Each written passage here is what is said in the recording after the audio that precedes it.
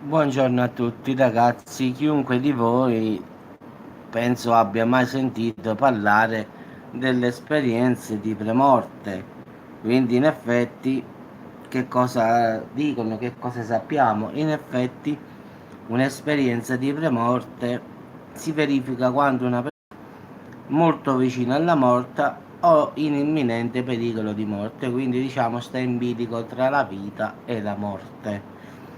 Quindi le vite, diciamo che le cose che si vedono una volta che stiamo in questa fase, diciamo, sono tante e variano da persona a persona, quindi poi dipende da quello che uno riesce a sentire oppure riesce a vedere. La maggior parte dei ragazzi, tutti quanti vedono il loro corpo dall'alto. In effetti tante persone che sono state diciamo messe in sala operatoria oppure che stavano subendo interventi chirurgici di massima urgenza sono stati in grado di descrivere per filo e per segno quello che succedeva diciamo nella camera, cioè nella sala operatoria. Hanno detto per filo e per segno quello che era successo, le parole che erano state dette e quindi diciamo tutto quello che intorno a loro accadeva. Quindi già questa cosa qui ci fa pensare che la nostra coscienza o anima, come la vogliamo chiamare, sopravvive diciamo alla nostra morte in effetti, anche perché non potrebbe essere altrimenti, se no come facciamo a descrivere quello che stava accadendo mentre noi, per come sia la ragione, non possiamo sentire più perché stiamo in coma farmacologico, quindi non possiamo sentire nulla, quindi zero. Quindi gente che stava in coma, che sente quello, no che sente, vede anche in effetti i gesti dei dottori, le parole dei dottori, una volta che si sono ripresi hanno detto tutto quello che era accaduto. C'è anche chi addirittura ha camminato con il proprio corpo ed è andato per l'ospedale, ha visto i parenti fuori, i parenti che si sono presi un caffè alla macchinetta del caffè, hanno saputo spiegare cose che loro non potevano mai sapere. Alcuni dicono che si tratta di sogni, ma di che sogni? Io non posso sognare quello che mi accade intorno, cioè sarebbe statisticamente impossibile. Il sogno è una cosa che si realizza, ma non posso dire quello che mi è accaduto realmente intorno. Non mi ricordo mai che ho sognato qualche cosa che poi ho fatto dopo, oppure che avevo fatto prima, in effetti. Di questo io non mi ricordo, in effetti, quindi non può essere che dicono il cervello elabora perché sta capendo che sta morendo, allora sì, ma come fa a capire quello che gli accade intorno se non può? Quindi in effetti ce ne sono un sacco di queste che si chiamano NDE, esperienze diciamo di pre-morte. Ce ne sono un sacco, ne potete trovare su internet, su YouTube, gente che ha detto per filo e per segno che cosa accadeva intorno a loro. Alcuni hanno visto l'aldilà, in effetti sono andati dai loro parenti, però poi dopo un poco i parenti gli hanno detto che se ne doveva andare perché non era giunto il loro momento. Quindi diciamo che ognuno poi a modo suo l'ha interpretato, ha visto una cosa che voleva, diciamo. Però questa qui diciamo di vedere i parenti la possiamo anche associare come vogliamo a un sogno, vabbè, lo voglio pure associare a un sogno questo qui che sei andato nell'aldilà e hai parlato con i parenti, questo lo vorrei pure accettare, diciamo, come il cervello che cerca di salvarsi, che sta capendo che sta morendo, allora cerca di aggrapparsi alla vita e questo ci può anche può stare, però il fatto che l'anima, la coscienza, come la vogliamo chiamare, esce al di fuori del corpo umano quando sta in questo pericolo tra la vita e la morte, riesce a dire dopo aver ripreso diciamo che il corpo funziona dopo essersi ripreso da questa brutta esperienza che stava più di là che di qua, e dire: il dottore ha detto così così, in sala ci stava mio papà che è andato a prendere il caffè nella macchinetta del caffè a tale ora, mamma piangeva, quello poi se n'è andato perché doveva andare a prendere i bambini a scuola. Cioè, dire per filo e per segno quello che accadeva in sala operatoria e fuori dalla sala operatoria non ha senso. Allora, io non dico, per l'amor di Dio, che io dico semplicemente che esiste qualche cosa dopo la morte. Si chiama anima, coscienza, non lo so, nemmeno io, perché giustamente questo è l'enigma che da sempre ci attanaglia. Che cosa c'è dopo la morte? Tutti quanti i cattolici dicono sì, andremo in paradiso, gli altri dicono no, non ci sta niente. Poi ognuno giustamente pensa a modo suo, questo è logico. Sicuramente qualche cosa c'è, non so di preciso, ma secondo me, come molti tanti persone dicono, dopo la morte semplicemente siamo passati ad un livello superiore, in effetti, quindi questo è solo l'inizio. È come il bruco, in effetti il bruco che fa? Il bruco mangia, mangia, mangia, poi diventa farfalla, quindi muore il bruco ed esce la farfalla. Quindi diciamo che noi stiamo in questo corpo, ma dopo ci evolveremo in qualche cosa di migliore. Energia, anima, spirito, come lo vogliamo chiamare noi, ma poi dipende da ognuno come la vuole impostare, Però credo che al di fuori del corpo umano esiste qualche altra cosa che non ci è dato da conoscere, nessuno lo può sapere, anche perché parliamoci chiaro, nessuno è mai tornato indietro per dire vedete che qua ci sta il paradiso, qui ci sta l'inferno, oppure non ci sta nulla. Quindi in effetti nessuno sa questa domanda, che cosa c'è dopo la morte, nessuno lo sa, quindi è una domanda che non ha risposta. Però vedendo tutte queste esperienze di persone che poi sono collegate anche, diciamo, alle religioni, in effetti questo non è successo solo ai cattolici, è successo agli ebrei, agli ortodossi, cioè non si tratta di essere religioso, allora tu sei cattolico, pensi che dopo la morte ci stava in paradiso e qui quindi il tuo cervello ti dà questo impulso di pensare che dopo la morte ci sia questa cosa. No, perché queste esperienze di premorte sono accadute anche a persone che non credono, persone atee, persone ortodosse, persone testimoni di Geova, comunque tutte le religioni voglio dire, quindi non è un problema di queste esperienze di premorte sono successe ai cattolici o ai cristiani, no, è successo a tutti, indipendentemente dalla razza, dalla religione, quindi non è associata assolutamente al, diciamo, al cristianesimo o al cattolicesimo, quindi non è solo perché non credi in Dio non ti è successo, quindi non è legata a un fattore religioso. Se una persona sta in coma, non può sentire o percepire nulla né internamente né esternamente. E invece è capitato che la persona che è andata in coma è uscita fuori dal corpo ed è riuscita poi a dire parola per parola, segno per segno quello che gli era accaduto in sala operatoria, addirittura qualcuno al di fuori della sala operatoria dove stavano i parenti giustamente che aspettavano l'esito dell'operazione.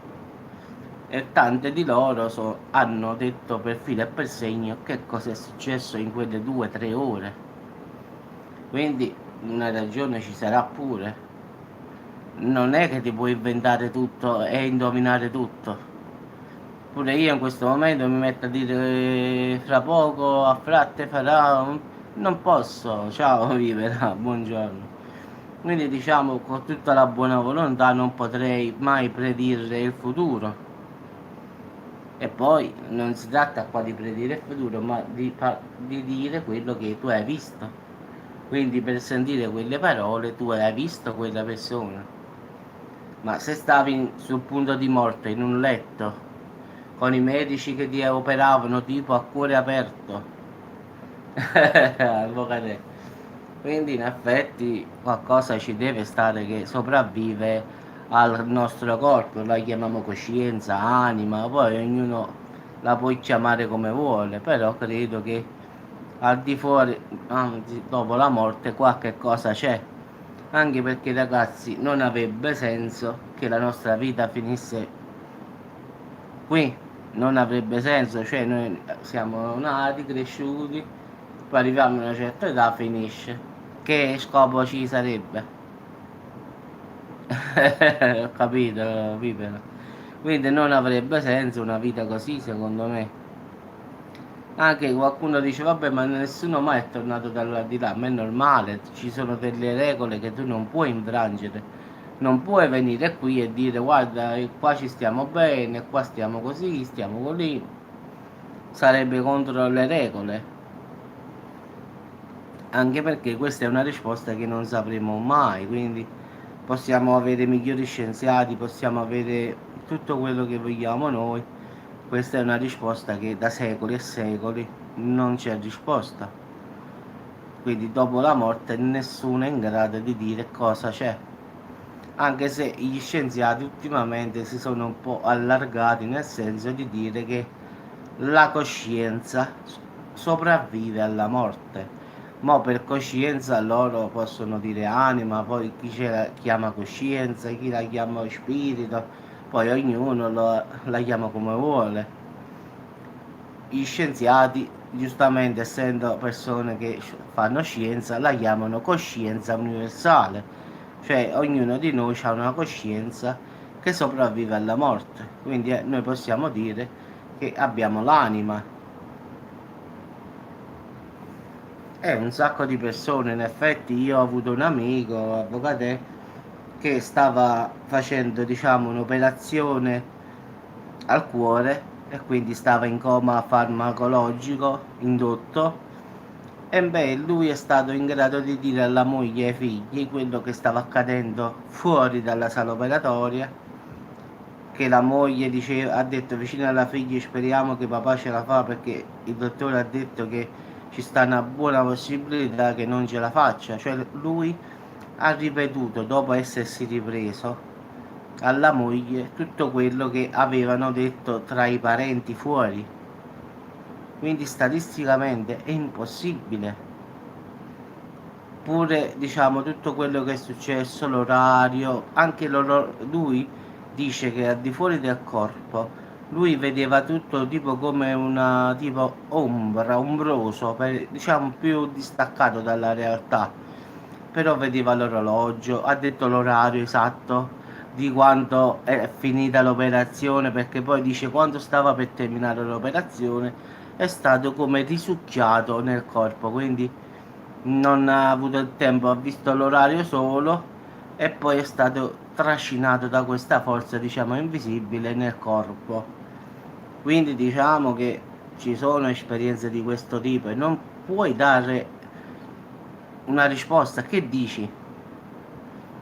Cioè, anche perché lui aveva detto esatto, quindi la moglie ricordava che, faccio esempio, mi disse che era uscita alle 8 di sera, 8 meno 5 di sera dalla sala operazioni e io l'avevo chiamato e avevo detto com'è, tutto a posto, com'è? E dice adesso è uscito, però dicono che sta bene. L'hanno portato in sala intensiva per precauzione, ma però dicono che va tutto bene. E allora ho detto vabbè, mi fa piacere, poi lo vengo a trovare. Questo poi dopo ha spiegato pure ai dottori che dice è impossibile che io mi sono sentito al di fuori del mio corpo e ho visto che voi avete detto così, così, avete fatto questa, mi avete somministrato questa medicina, poi quindi diciamo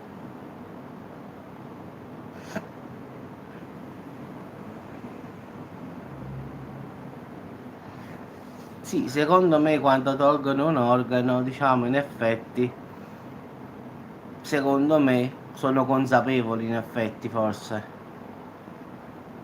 È brutto a dirlo, ma secondo me forse ne sono benissimamente consapevoli, anche perché forse la coscienza, l'anima o che cosa sia, ancora è legata al corpo, quindi diciamo che la coscienza o anima, come la vogliamo chiamare, è ancora legata al corpo, anche se è da premettere una cosa, che una volta che non si può fare più niente, non puoi tenerlo attaccato a un respiratore artificiale oppure alla vita tramite, diciamo, macchinari. Quindi è giusto lasciare andare via la, diciamo, l'anima, la coscienza, come la vogliamo chiamare. Quindi qua si tratta di esperienze di premorte che sono ritornate indietro e va bene. Però anche se durante, diciamo, un'operazione lui vede che stanno togliendo gli organi, perché ma sa lui che non c'è nulla da fare, quindi non è strano oppure assurdo, anche perché chi sta al di fuori, ad esempio, questa persona sapeva benissimamente che non sarebbe morto, quindi loro lo sanno già in effetti quando escono fuori dal corpo. Quindi vagavano per l'ospedale, oppure qualcuno ha detto che è andato a trovare i parenti, qualche parente è venuto a trovarlo, qualcuno gli ha detto vedi che ancora non è finita, quindi è solo momentaneamente e poi te ne vai. Quindi diciamo sono tante le storie, non è una sola, quindi sono legati a tante cose, però essere un vegetale, quindi dare gli organi e tutto, anche io sono favorevole, perché se non c'è nulla da fare, ragazzi, mo anche se tu vedi che ti trapiantano gli organi e li danno un altro, è buono, tanto comunque non mi riprendo più, quindi è meglio che l'anima la lasci andare, oppure la coscienza, come la vogliamo chiamare. Se invece sta tipo vegetale, l'anima è costretta a rimanere lì. Quindi immagina 2 o 3 anni che uno sta lì e aspetta, diciamo, speriamo che questi staccano i tubi e me ne vado. Anche una cosa brutta da questa vista, se fosse così sarebbe brutto. Quindi non è brutto vedere togliersi gli organi, è brutto invece di stare 3-4 anni attaccato a un filo e quel filo non si stacca e tu sei costretto a rimanere qua a vagare sulla terra in cerca finalmente che qualcuno stacca questa presa. Quindi anche questo secondo me sarebbe una cosa brutta. Ma tu immagina vivere che tu stai attaccato a un macchinario e la tua anima sta nell'ospedale che gira, gira, in attesa che finalmente qualcuno decida di staccare questa spina e di lasciarti andare via. Quindi immagina tu a girare in ospedale 4-5 anni, 10 anni e poi finalmente qualcuno dice no, non ci sta nulla da fare, dobbiamo staccare, quindi è inutile continuare. Quindi quando si sta in coma vegetale, ragazzi, è inutile aspettare, il miracolo può accadere per l'amor di Dio, ma capita uno su 1 miliardo. Quindi non puoi tenere legata una persona alla terra, anche perché se il corpo è vivo, l'anima non può andare via. La coscienza, come la vogliamo chiamare, poi ognuno la chiama come vuole, però voglio dire, tu mi tieni costretto a stare qua. Quindi io sono favorevole che quando uno sta davvero in coma vegetale, staccare la presa e lasciare andare via l'anima, la coscienza o come la volete chiamare voi, lo spirito. Terminare non serve a nulla tenere in vita una persona allo stato vegetale per il gusto di vederlo soffrire in effetti. Perché come hai detto tu, loro capiscono, loro sentono, ma sono bloccati dentro a un corpo che non reagisce. Pensa che tu ragioni col cervello, ma non puoi muoverti, né sentire, né mangiare, non fare nulla, sarebbe bello? Io non credo di no, io accetterei che mi staccassero la spina immediatamente. Sì, ma loro danno un tempo, in effetti dicono aspettiamo 30 giorni, 40 giorni, se poi in effetti quando ci sta il coma vegetale, in effetti il cervello è diventato acqua, quindi non ragiona più, non c'è più possibilità di ritorno indietro. Quindi quando il cervello è diventato acqua, non c'è modo di farlo rigenerare le cellule diciamo, cerebrali, non ci stanno sì, modo e modo. Quindi in effetti uno dice vegetale, ma vegetale non sa che significa, in effetti il cervello non c'è più, questa è la cosa, quindi sta attaccato perché il cuore è forte e allora continua a vivere. Per il cervello è diventato diciamo così, una poltiglia, cioè sarebbe più in grado di fare nulla, non apre gli occhi, non reagisce agli stimoli, cioè zero, quindi è un corpo diciamo legato solo per la forza del cuore, legato a una macchina per farlo respirare. Che vita è? Sì, sì, uno dice vegetale, si pensano chissà che cos'è, in effetti vegetale e il cervello si è fatta poltiglia, non esiste più, in effetti è un ammasso liquido. Uno sente la parola è un vegetale, si pensa chissà che cosa, ma in effetti quando dicono vegetale vegetale significa proprio che il cervello non c'è, è diventato acqua, cioè le cellule si sono rotte. È come quando il corpo va in decomposizione, incomincia a, diciamo, a disintegrarsi tutte le cellule, e così il cervello è la prima parte che incomincia diciamo, a fare questa metamorfosi. Quindi ce l'ha attaccato vicino a un tubo con il respiratore automatico, il cuore batte perché è forte. Cosa serve a vivere così? Non ha senso.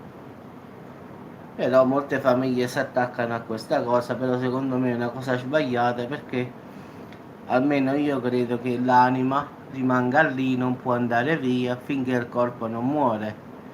Quindi immagina che la tua anima stia lì anni e anni ad aspettare finalmente quel famoso giorno che finalmente ti liberano e te ne puoi andare. Poi giustamente poi ognuno crede nel suo modo, c'è anche chi crede che andrà in paradiso, c'è chi crede che forse dopo questa vita ne farà un'altra tipo reincarnazione, quindi poi dipende anche dal modo che tu sei, in effetti cattolico, buddista, poi dipende dai testimoni di Geova, ognuno poi crede nella sua versione.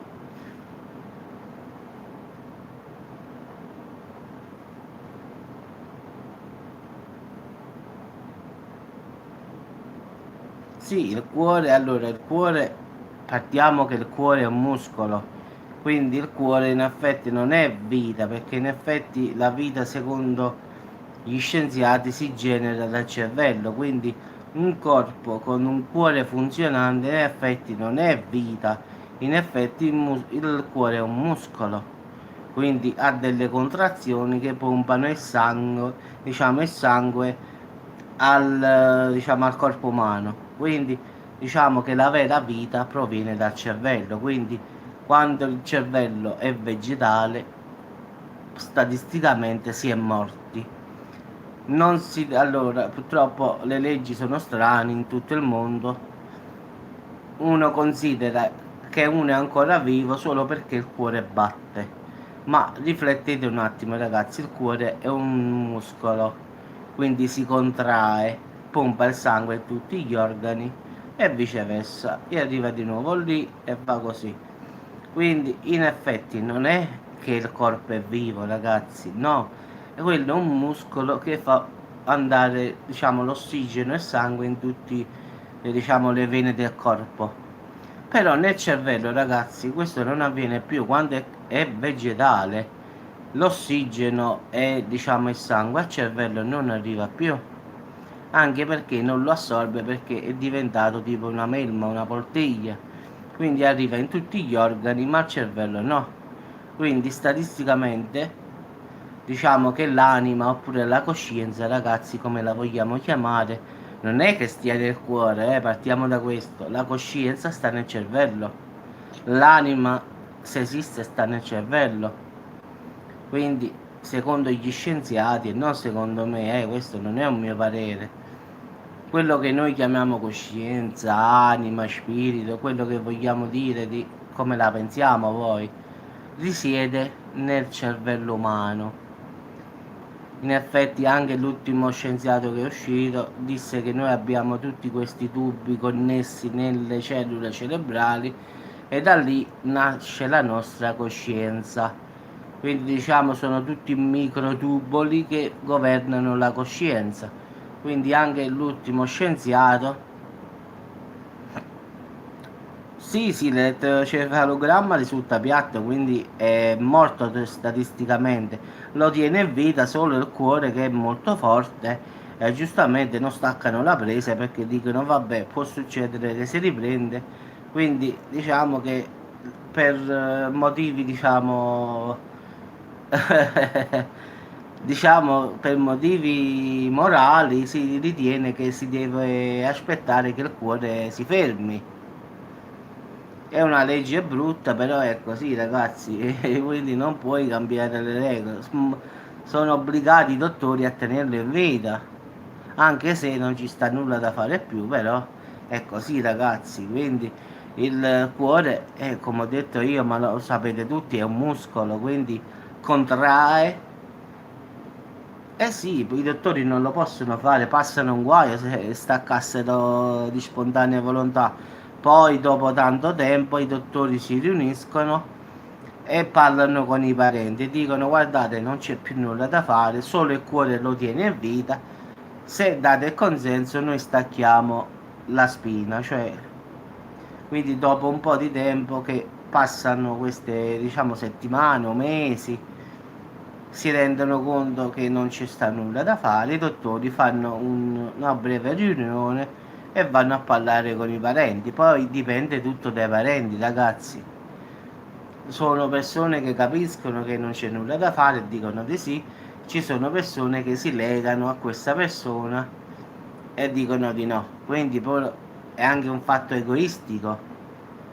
Io non posso avere una persona bloccata dentro un corpo che so che non si mai riprenderà, anche perché credendo che ci sia un'altra vita, credo che l'anima deve andare via e non deve rimanere su questo piano materiale. Anche perché, facciamo per puro esempio, dopo questa vita, diciamo che tante persone credono nella reincarnazione, credono sia in Dio, ma credono che la nostra anima sia immortale e che noi riviviamo ogni volta una vita nuova, però non ricordiamo quella lì vecchia. In effetti l'anima deve rinascere, in effetti se ci fate bene, anche Gesù lo disse a Nicodemo, disse che l'uomo per purificarsi deve rinascere un'altra volta. E Nicodemo, che era uno all'epoca molto, diciamo, saggio, disse: ma Gesù, come faccio a tornare nel mio grembe materno? Disse. Questo fu prima che Gesù fosse crocifisso. E Gesù disse: la carne è carne, ma lo spirito è spirito. Quindi voleva dire che la carne è la carne, ma lo spirito è lo spirito, quindi lo spirito può, diciamo, come se, diciamo, l'anima umana dovesse evolversi. Cioè, se in questa vita tu sei stata una persona a metà e metà, allora devi rivivere un'altra vita e cercare di migliorarla. Quindi esiste Dio, esiste il paradiso, esiste tutto, però esiste anche che l'anima dovrebbe arrivare a Dio un po' più pulita. Quindi se in questa vita, diciamo, la tua vita è stata un po' così così, diciamo, non sei stato né buono né cattivo, diciamo sei stato una via di mezzo, allora devi rinascere un'altra volta per cercare di essere una persona migliore. Giustamente non saprai mai chi eri, in effetti, perché ci sta un vincolo, non lo puoi sapere. Allora, guarda, molti credono che l'anima sia immortale, in effetti l'anima esiste da sempre, quindi non credono in effetti che... No, i testimoni di Geova no, loro credono addirittura che quando arrivi la fine del mondo, diciamo, come dicono loro, la fine dei tempi, loro vivranno sulla terra come persone normali, loro credono questo. La religione cattolica invece dice che noi, diciamo, noi moriamo, poi siamo incoscienti, cioè non sappiamo più nulla e dopo Dio, chi sarà stato bravo, lo resusciterà. quindi poi dipende da che cosa uno crede in effetti, anche se la verità, pur essendo cattolico, io non credo in questa versione che saremo resuscitati, sarebbe una cosa diciamo un po' strana. Quindi diciamo credo più nella purificazione dell'anima in effetti nel corso dei secoli. In effetti ci sono state molte testimonianze di vite, come si dice, di vite vissute. In effetti hanno fatto degli scienziati la vita, diciamo, di progressiva, in effetti andare indietro nel tempo. C'è stato un bambino, vi posso dire ancora mi ricordo il nome perché ho fatto il video, si chiama Cameron Diaz, è degli Stati Uniti. La purificazione dell'anima nel senso che tu devi arrivare a Dio pulito, diciamo, la tua anima deve essere pura.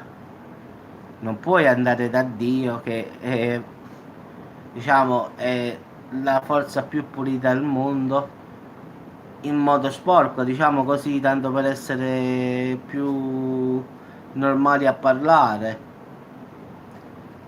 Quindi diciamo uno deve arrivare, non dico puro al 100 come Dio perché non si può, però non è che però ci sono state queste vite diciamo vissute che sono state ricordate dalle persone.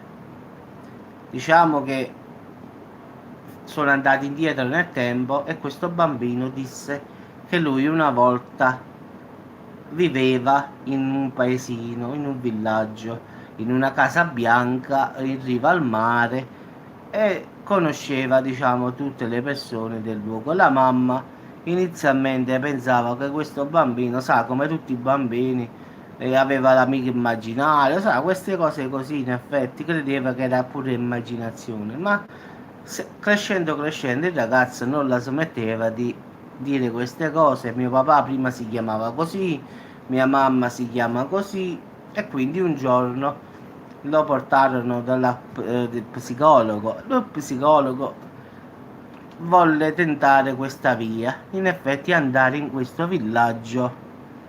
Sì, ma te la dico, andare in questo villaggio e vedere se quel bambino, quello che aveva detto alla mamma e a lui, fosse una realtà.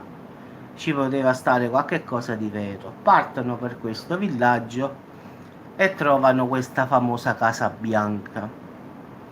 La mamma purtroppo e il papà si erano spostati in effetti, quindi dovettero proseguire per un'altra parte, quindi andarono a comune e andarono a vedere perché lui aveva detto il cognome suo della vita precedente e risultava che 60 anni prima una famiglia con quel cognome viveva lì.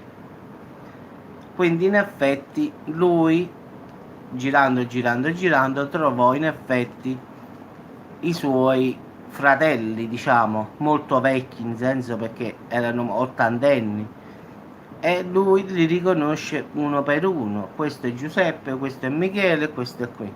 Quindi lui è arrivato nel suo paese dove lui aveva detto che era cresciuto in un'altra vita, lui sapeva benissimamente le strade, sapeva tutto, qui abita questo, qui abita la signora, tutte cose che si rivelarono vere.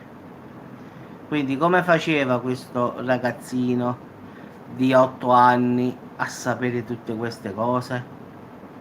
Poi un'altra storia sempre di questa vita, diciamo, precedente all'altra vita, una ragazzina di nome Shammireli, qua in India invece, affermava che la sua mamma viveva in un paese non, diciamo, distante dal suo in India.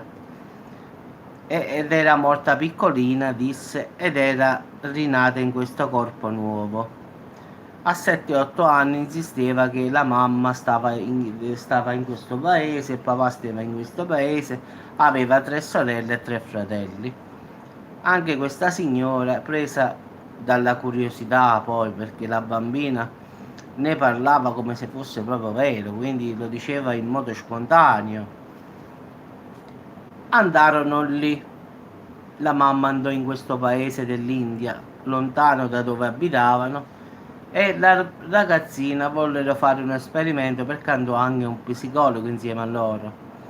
Mise tutta la famiglia mischiata in una stanza e disse alla bambina: mi devi dire chi è tua mamma, chi è tuo papà, i nomi dei tuoi tre fratelli e i nomi delle tre sorelle.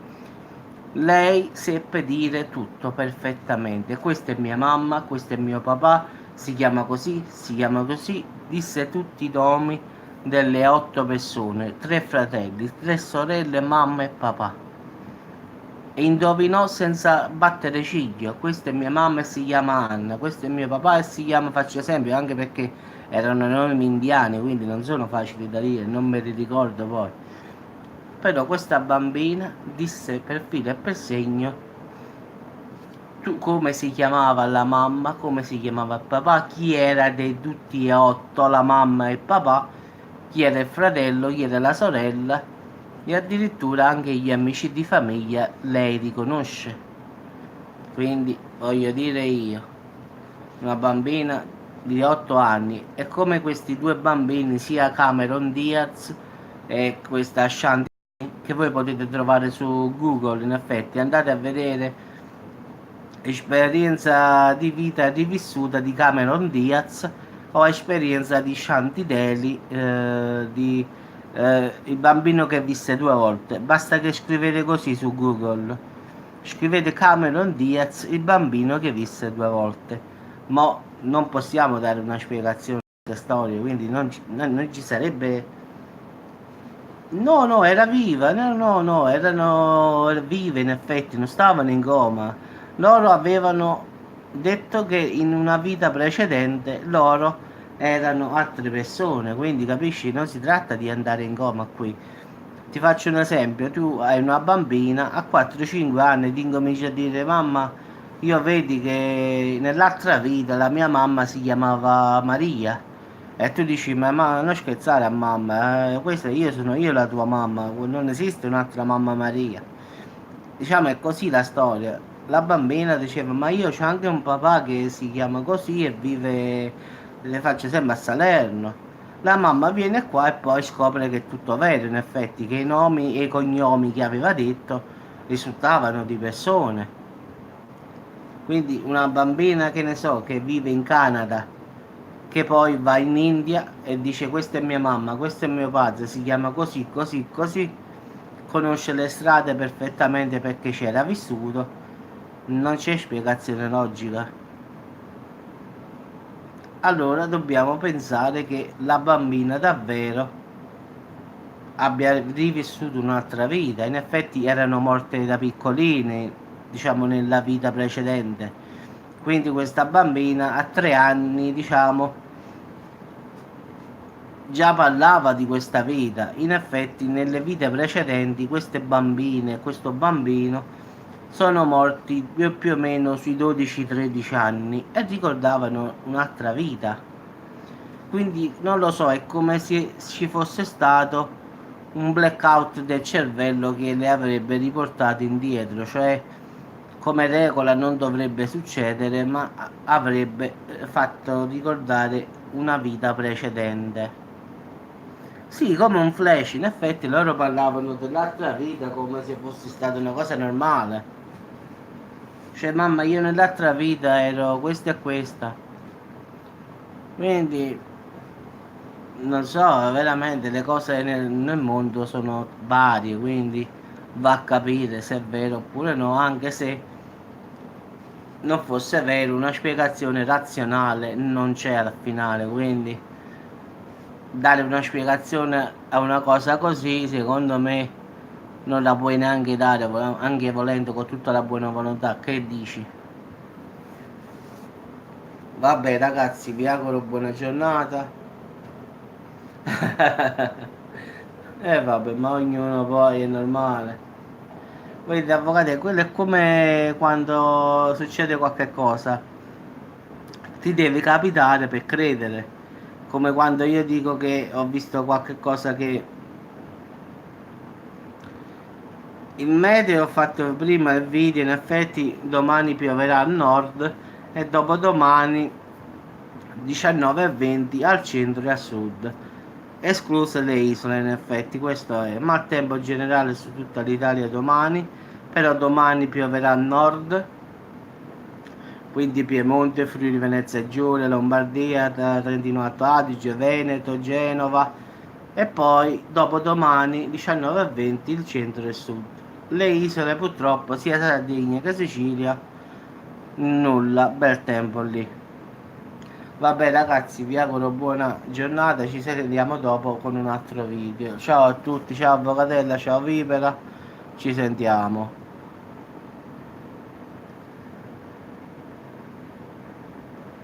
Sì, sì, pure a me è successo, Edoardo, guarda, di andare in un posto e io ho pensato che già c'ero stato lì, però in realtà non c'ero stato. È come, diciamo, un flashback, in effetti, come se il tuo cervello capisse che tu sei stato lì. Anche io a volte ho creduto in questa cosa per dire forse in un'altra vita io sono stato qua. Però mi ricordavo benissimo che io lì non c'ero mai stato. A volte, ad esempio, che ne so, sono andato a pescare, sono andato a Firenze, ho visto semmai delle stradine e io mi ricordavo che lì ci ero stato, già avevo visto quella cosa. Però giustamente ho detto, ma questa è la prima volta che vengo qua, come faccio? Può darsi che sia un'illusione della mente, però alcuni dicono che può darsi che in una vita precedente tu fossi stato là, alcuni dicono che invece è come un flashback, così come se il cervello andasse un po' in tilt, diciamo, quindi poi dipende da uno come la vuole vedere. La scienza dice che è un difetto momentaneo del cervello che ti fa pensare che tu già sei stato lì, mentre alcuni dicono che forse in una vita precedente tu eri lì. Quindi poi va a capire qual è vero, ragazzi. È sempre un mistero, ragazzi, quindi non lo possiamo risolvere. Vabbè, ragazzi, buona giornata a tutti, ci sentiamo dopo con qualche altro video, vediamo che cosa succede, speriamo terremoti no, se no davvero prendo la nominata del Signore delle Scosse qua. Sì, è tutto da come uno la vuole pensare, quello è il problema. Uno crede a Dio, l'altro no, uno crede alla reincarnazione, l'altro no. Poi ognuno, ragazzi, la pensa come vuole. Ok, a dopo ragazzi, ciao Vivera, ciao Avvocatella, ciao Alessandro.